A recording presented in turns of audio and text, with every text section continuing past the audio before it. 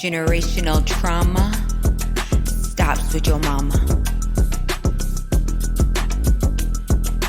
Hey, mental health. Go on and work it, lady. Yeah, that's how you work it, lady.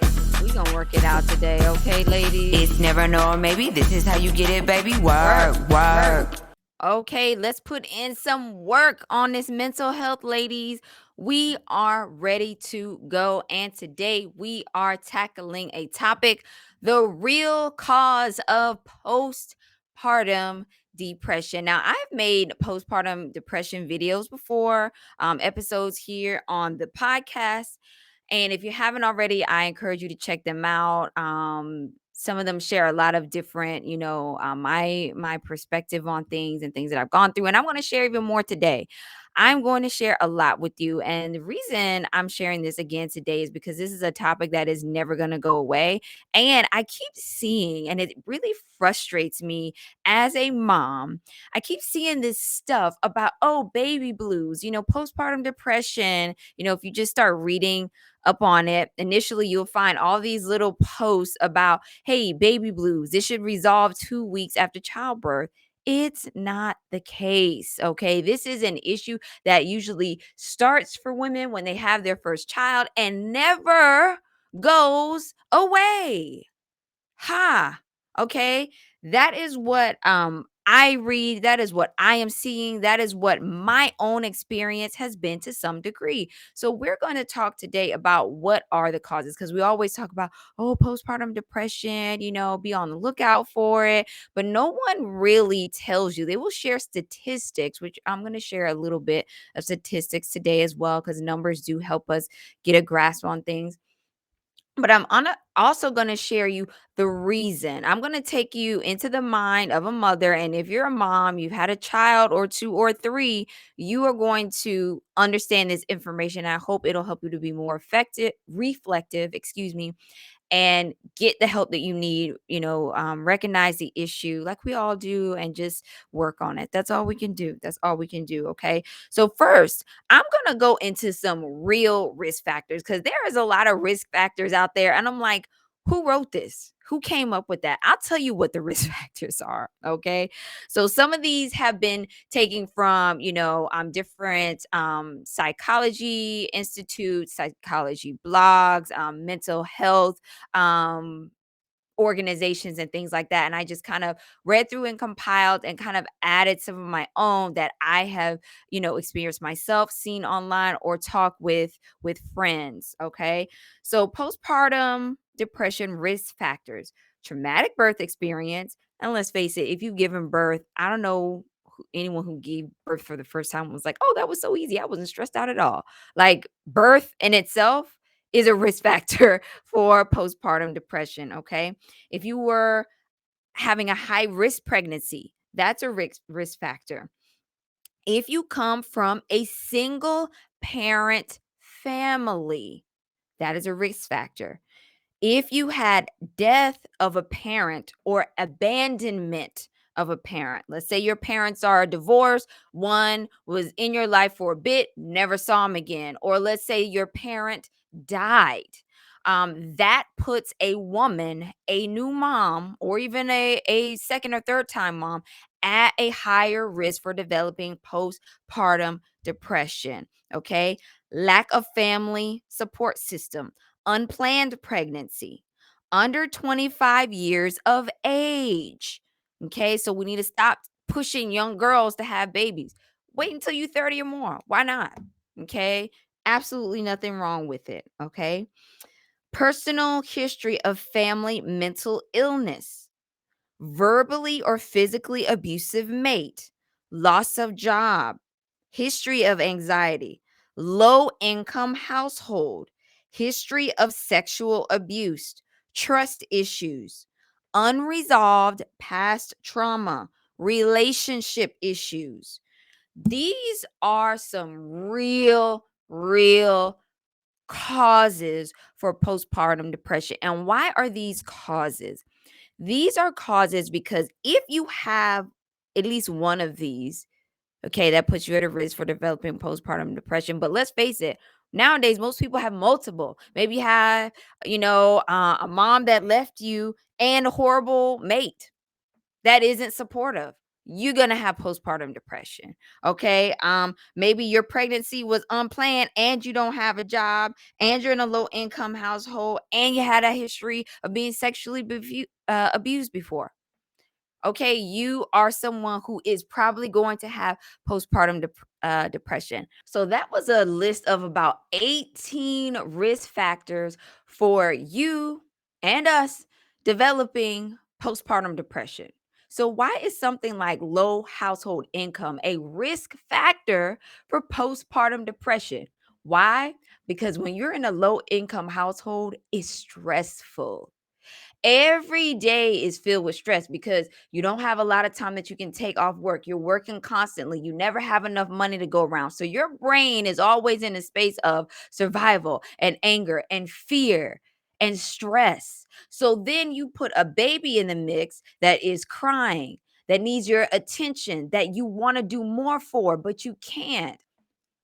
Now you're starting to see how these things stack up. Now you're starting to see the mind of a postpartum mother. Okay. So, the thing I want you to take away from this long list of things that I just gave you that has been researched as reasons why, the real things that cause postpartum depression, these things cause anger, number one.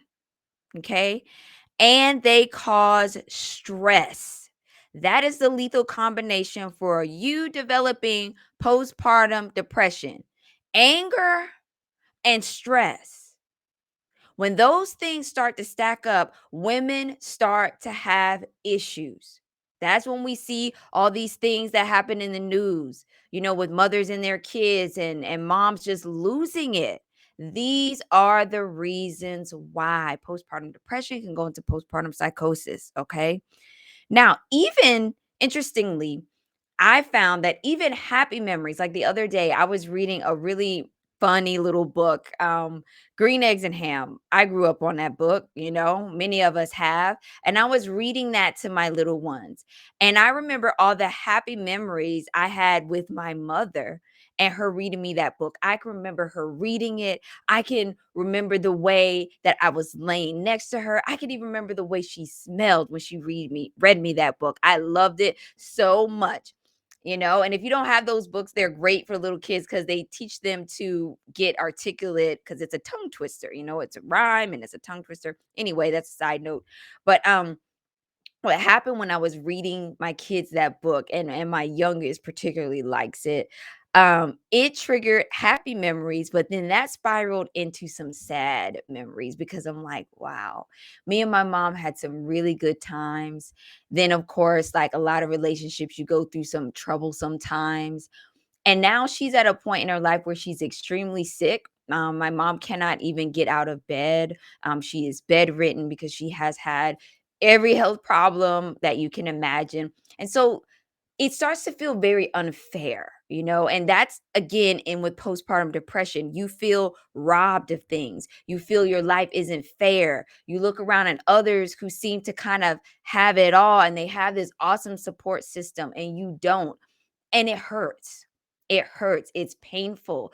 It's a lot of mental anguish and loneliness. And then sometimes the people you turn to aren't there, or they don't care, or they're not understanding. You may say something like, "Oh, this is something that, happened when I was younger, maybe your parents divorced and it really hurt me." And the person who's supposed to comfort you, "Get over it. The baby's crying. Do this, do that, blah, blah, blah, blah, or this or that." Or now your phone's ringing, your boss is calling you. "Oh man, you just lost your job. Now your car's got a flat tire. How am I going to get the baby to the doctor's appointment?"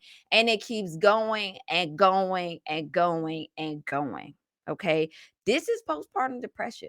So when I see this trash on the internet talking about 2 weeks and, baby blues and you're done, this is a turning point in a woman's life. This is a mental thing that you're going to have to fight against and fight the good fight against the rest of your life. This is unlock the key to your mind, all this repressed stuff that you never dealt with. And then how do you deal with it and be the best version of yourself for your children, for yourself, and for your kids' futures? Okay. How do you give them your best when you're dealing with all of this? So this is postpartum depression. This is postpartum postpartum.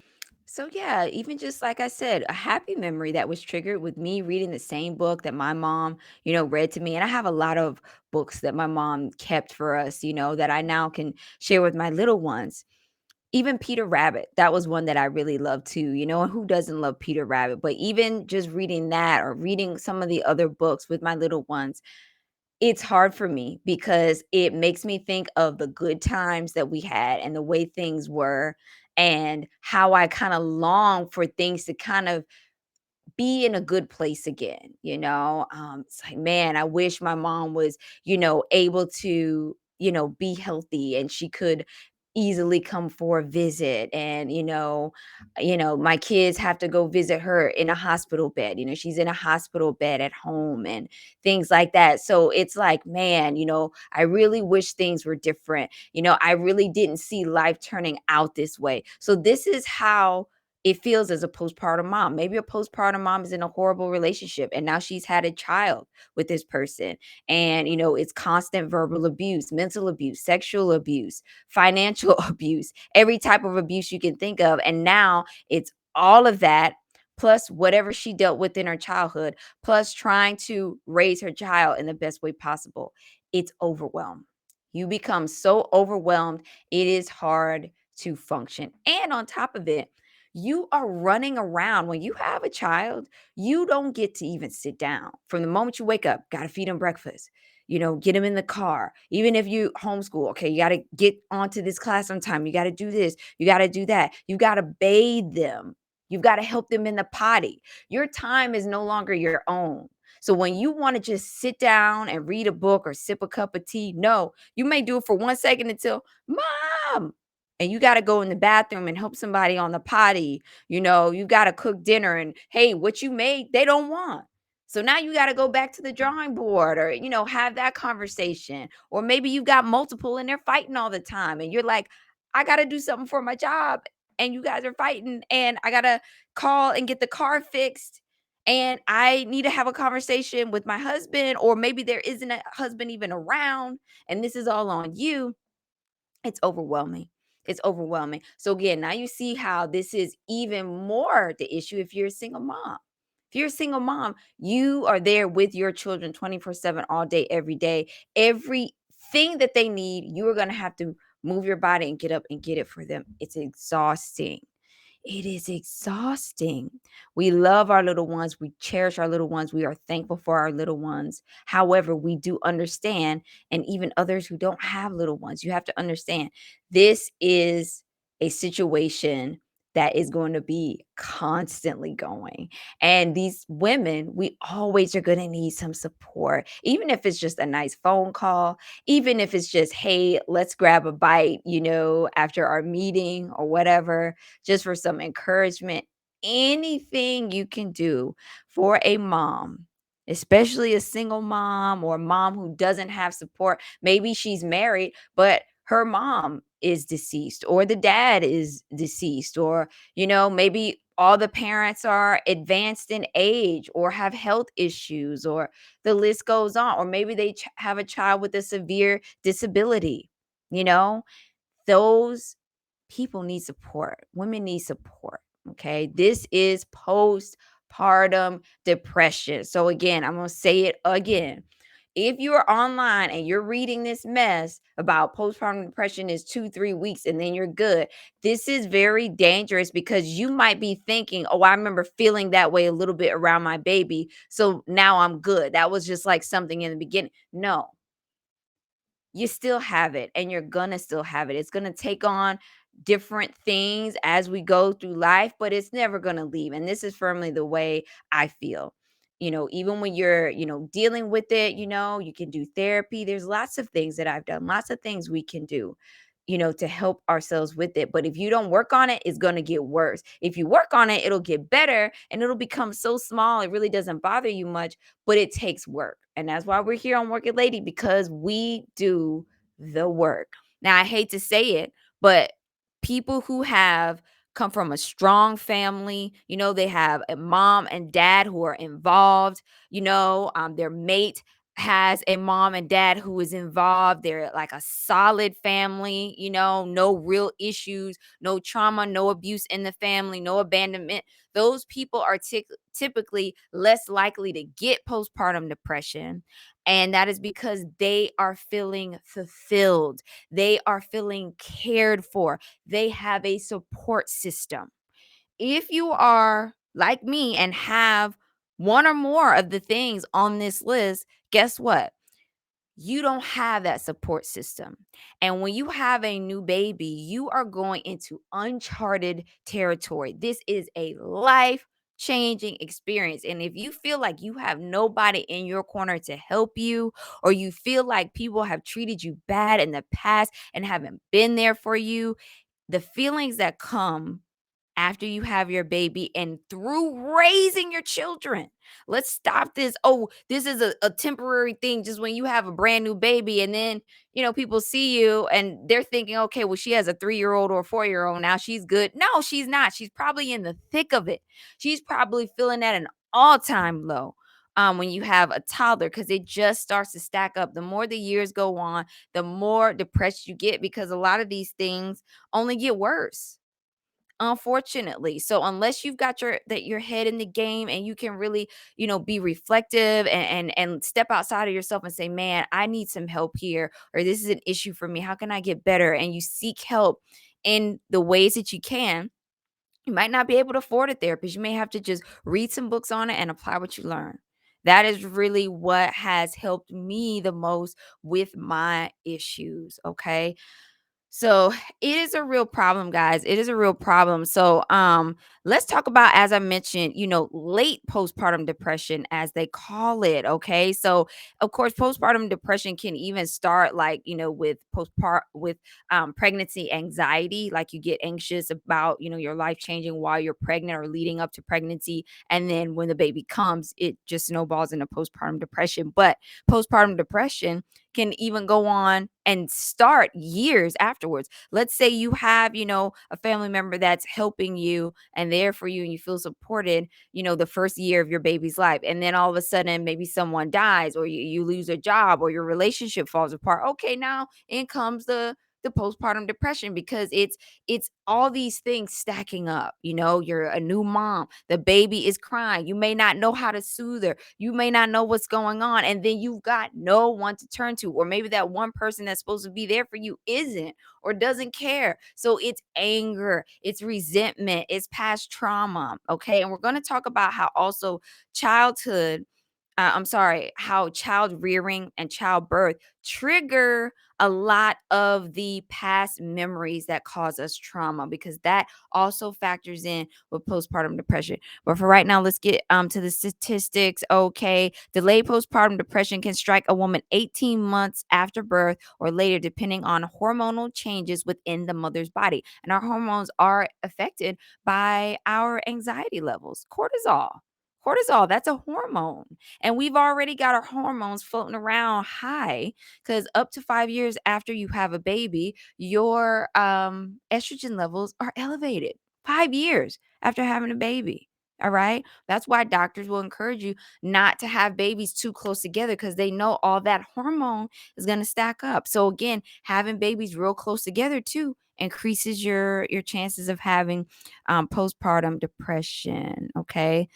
Um, Now, some things you want to keep an eye out for. How to know that you are actually, in fact, dealing with postpartum depression.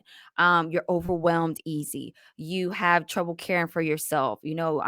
Taking a shower and getting yourself ready just are overwhelming. You can't do it. Maybe your baby isn't being cared for. Maybe you don't want to talk to anyone. Maybe all you want to do is sleep.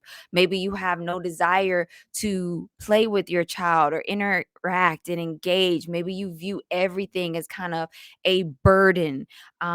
All of these things, it sounds so bad and so sad, but these are feelings that people have.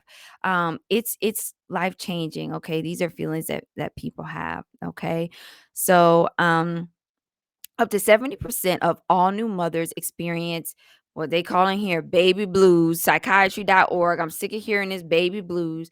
Anyway, they're calling that a short-term condition that does not interfere with daily activities and does not require medical attention. Symptoms of this emotional condition may include crying for no reason, irritability, restlessness, and anxiety. These symptoms last a week and generally resolve on their own without treatment. Crap. Okay. I don't know anybody who's had a baby who had the baby cry for 2 weeks and then they were done. It's just not the reality. And y'all know me here on the podcast. I am not going to tell you no lie, and I'm not going to sugarcoat anything. Okay. Now let's talk some more about the symptoms of postpartum depression. Feeling sad and depressed, loss of interest or pleasure in activities once enjoyed, changes in appetite, feeling suicidal. Okay. It is a big deal. Feelings of worthlessness or guilt, difficulty thinking, concentrating, or making decisions, blanking out, crying for no reason, lack of interest in the baby, not feeling bonded to the baby, feelings of being a bad mother, fear of harming yourself or harming your child. Now, I'll be honest with you, we are seeing nowadays a lot of women suffering with postpartum depression. We are seeing women unfortunately ending their children. We just had someone, I think it was up in Connecticut or something, that made national news, and it's happening daily. Like if you look it up, like when I was preparing for this and I looked it up, every day this is happening. Okay. Where mothers are unfortunately ending their children and ending themselves. And it's a lot of the times, lack of support. Maybe they had one of these issues. They didn't realize they had it, never got help for it. And, then it just snowballs into a big problem. And unfortunately, tragedies happen. I feel like all of us have to admit that it could happen to us. Okay. If you're like, oh man, that mom's so horrible. Why would she do that? Don't judge. These are horrible things. We're definitely not making excuses, but anyone can go there if they don't get the help they need and they're suffering from mental illness and they're unaware and they're at a place where they can't help themselves and no one is really taking them by the hand and helping them. That's why I believe that women, we have to be a community. We have to help each other. Some of us have great support systems and we've never felt any of this. Some of us don't. We don't have, the support that we need. Now, I'm going to share with you a little bit of my kind of experience with postpartum. So, mine hit me like a ton of bricks. I am by nature a very bubbly, like outgoing person. I want to be everybody's friend. Like, oh, yay. Just like, yay, yay, yay, yay. I am like a cheerleader. Okay. Just hype all the time, happy, love connecting with people. I was excited for my first pregnancy. It was planned. Being a mom is what I wanted to do my entire life. So when it was my turn, I was happy about it. I planned for it. I was all about everything. And then I went into childbirth. My childbirth was traumatic. I was able to, finally get it done. I was very anxious about having a C-section, which I didn't end up having to have. But it was like all of a sudden I became flooded with so much fear that I just couldn't even handle it. And so during labor and all that, I'm like having panic attacks. Finally, I got to the point where I was able to like calm down. I was just like, look, whatever happens, happens. I share a lot more of my first birth experience. I have a first birth video episode here on the podcast that you're more than welcome to check out that goes into some of the details of my first, I think that was just my first. I can't remember if I put that one up yet. Excuse me. So anyway, if it's not there, it'll be there soon. It'll be coming in the future. But so there was some trauma there. And I can remember when the baby finally came out, I was excited to see her and they put her on me. And I had this overwhelming feeling like, oh my God, get it off. Like I could not believe it. I also can remember feeling like in my head, I don't think that I'm capable or good enough to have a baby. So once the baby comes out, they'll probably say something like, well, the baby didn't make it, or, she's going to have all these issues. Or I just, in that instance, did not feel like I could give birth to a baby or a healthy baby. Like I just felt like something was going to be drastically wrong. And it wasn't. This beautiful baby popped out and you're just like shocked that this is your child. It is like frightening and shocking at the same time. And I can remember feeling bad that I was afraid when the baby was laying on me. Not afraid like, "Oh God, I'm afraid of it," but like, "Oh, what have I done? Like this is my child. Oh my goodness, like wow, this is mine. I did this. Like, this is a huge responsibility and I'm gonna mess it up." That's how I felt, very overwhelmed.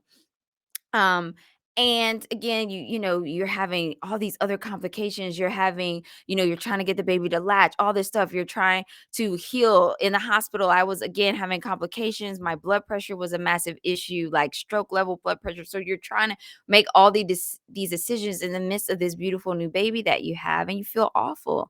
So I remember sitting up before I left the hospital. I was up for like 24 hours and I was sitting up in the bed, crawled up, crouched up in the ball like this, staring at the wall. I was just so overwhelmed with everything. All I could do was stare. And I remember my doctor coming in, and I remember seeing him walk in, and he was just kind of looking at me like, and he kept saying my name over and over again, like, "Oh, hello." And then afterwards, when I kept having my follow-up visits, he'd be like, "How are you doing? How are you doing?" And I'd be like, I'm just feeling really off mentally. I'm overwhelmed. I'm having panic attacks about small things. Like I became overwhelmed with like germs. Like, oh my goodness, like something's gonna happen and I'm gonna get something, or this baby's gonna get something and we dead, just like overwhelming thoughts. And so that is really a big, big deal. Okay. This is some of how we can know when things are a little bit off. So then, you're going on a lot about your business and you get the baby home. And I can remember walking in with my husband and bringing the baby in the little car seat carrier into our home. And immediately I put the baby's car seat down and I could not believe it. I was like, there is a baby in our house. Like, I literally brought this baby home from the hospital. Like, this is my baby. It was so overwhelming. That was the first time I cried. I didn't cry when the baby first came out, because I think I was just still in shock. But when I looked over and saw that baby, like in my house, I was like, oh my God, there's a baby in our house. Like, what am I going to do? Very overwhelming. And then something very strange started to happen. I started to get very, very angry with everyone around me. I became angry with people that are no longer even in my life, people who disappointed me, people who hurt me. I was so violently angry. The couple days after that, I started throwing things. I was freaking out. I was angry at everyone. I was telling this person, "I remember when you did this and you never apologized to me, and that hurt me to my heart. And I need help and support, and you weren't here." And I was just going off. And what I realized was later on, especially now looking in hindsight, what was happening is when you go through a traumatic experience in childbirth, it's traumatic because you're like, it's a life or death. It can very much be life or death. It sends your mind into fight or flight, and after that comes a lot of anger. This is just how our minds are geared up. And so that is what I was experiencing. It brought out a lot of past memories, and that is why women's postpartum depression starts at childbirth, and then your mind is so just like overstimulated that then all these repressed memories that you didn't even think about. I'm talking about I was going off about stuff that happened years ago. I'm one of the ones where, yeah, my parents divorced, there was issues there. And I was mad about all of that all over again. Stuff that I thought that I was over. I wasn't. The other thing that happens is when you become a mom, it's like a veil being lifted, and you start to look at situations and things that happen to you, and you're like, this person did not actually give a crap about me because now I'm in the place where I'm a little bit older, I'm a little bit wiser, and I have this child to take care of. And you're just like, you know what? I thought this person cared. They actually didn't. And you're mad because you didn't realize it. You're mad because you didn't have that wisdom then that you do now. And you're mad that how could someone do that to you when you have this baby? You would never do that to them. And so it's a lot of anger.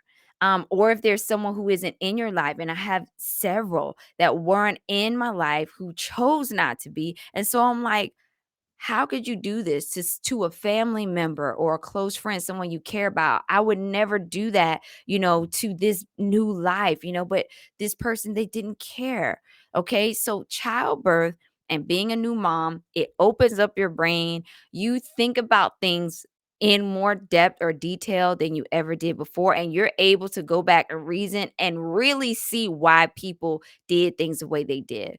It was like I would just sit there and think like, wow, this situation and that situation, that's why that happened.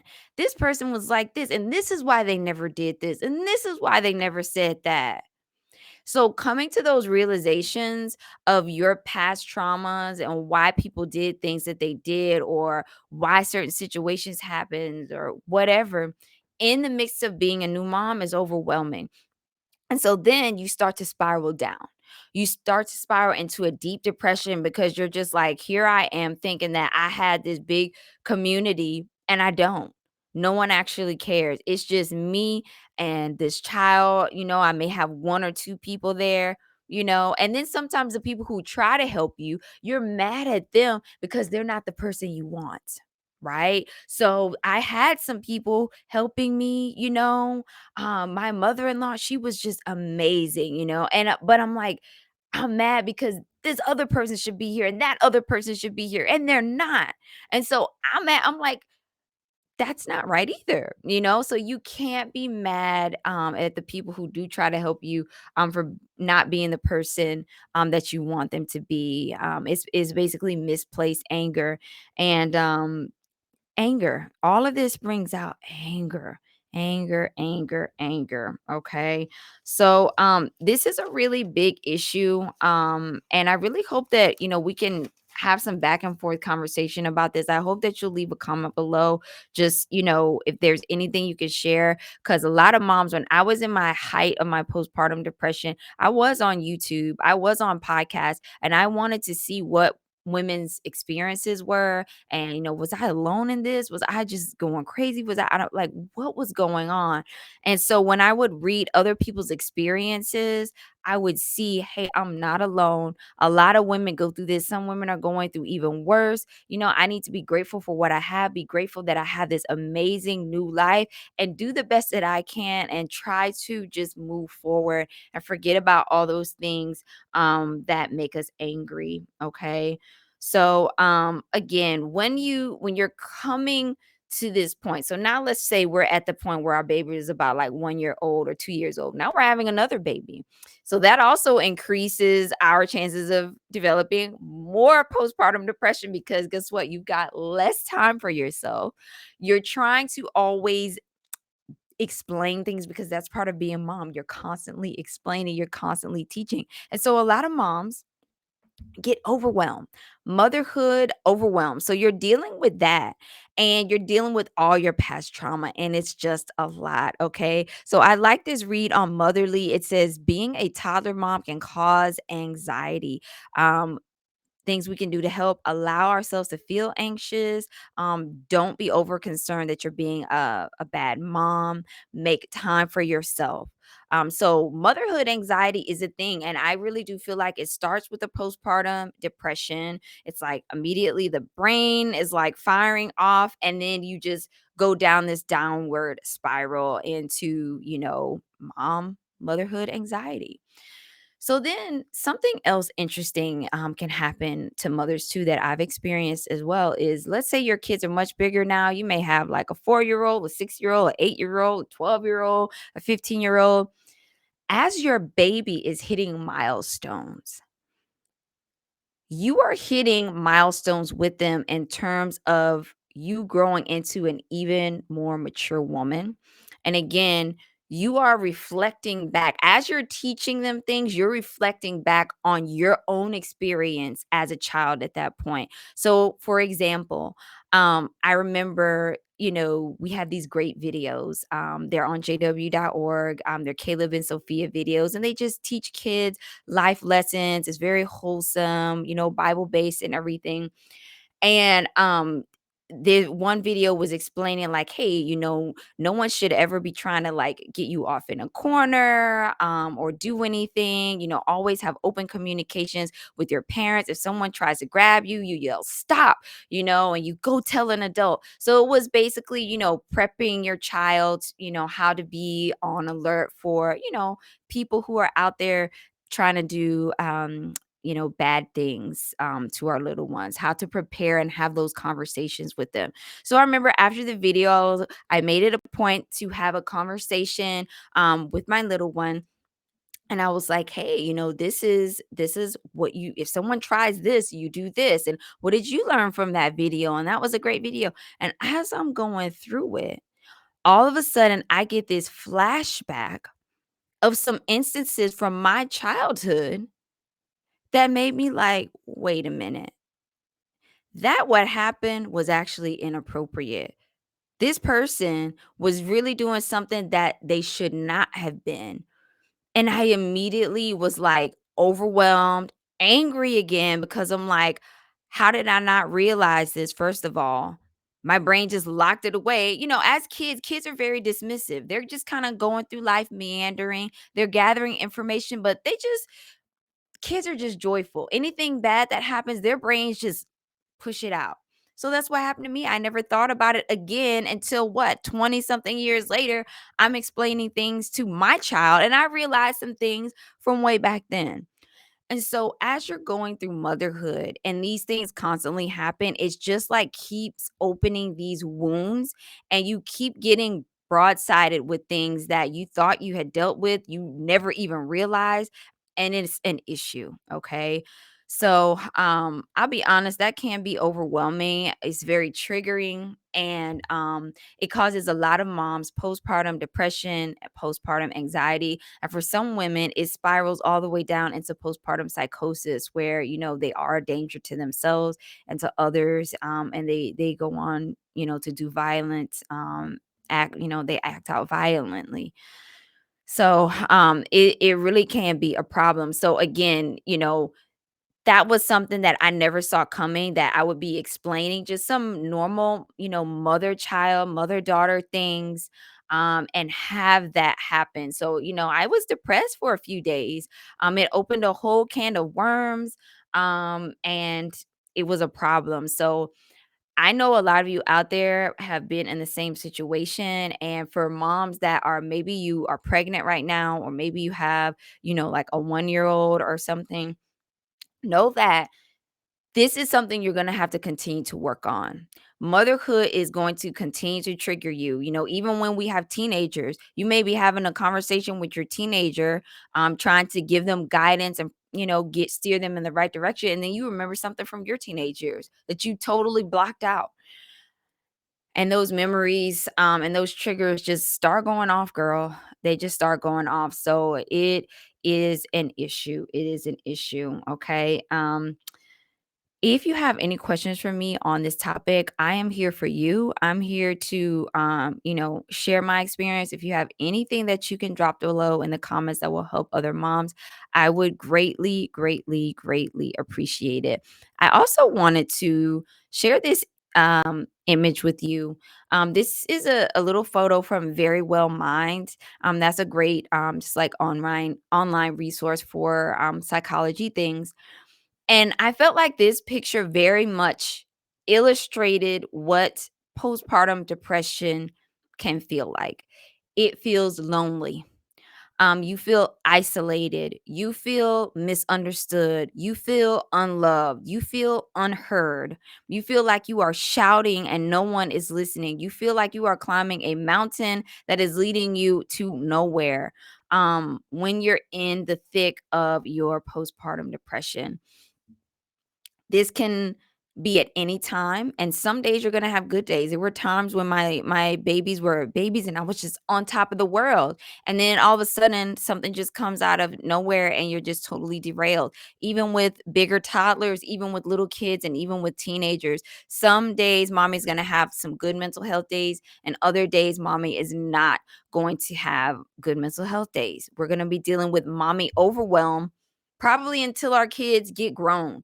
That seems like when we really start to get relief from some of the mom overwhelm and the triggering feelings and things like that. So, and again, motherhood doesn't end. Even when our kids are adults, we're still going to worry about them, and we still are going to be there to guide them and help them. Motherhood does not end, okay? So, all right, ladies, I hope that you have found this episode to be helpful and informative. I hope sharing this information about my experience has helped you and giving you the real deal on postpartum depression. Forget this baby blue stuff, okay? It's more than that. It is more than that, okay? If you are listening here on YouTube, if you would please go ahead and subscribe. I'm trying to share information that is really beneficial for all women of all ages, having real conversations about things that we face and coming together and helping each other. So please, if you're about that, go ahead, hit the like button, share, and subscribe. I would greatly appreciate it. And also, don't forget, if you are on Instagram, I am too. I would appreciate the follow. I try to minimize my Instagram use because let's face it, Instagram can cause a lot of mental illness, and I'm not shy about saying it. Okay. But I am there. It is a tool for business, so I will use it. So I would appreciate it if you would follow me there. All right, ladies, I want to thank you so much for listening to Work It Lady. Have a great day, and I'll see you in the next episode.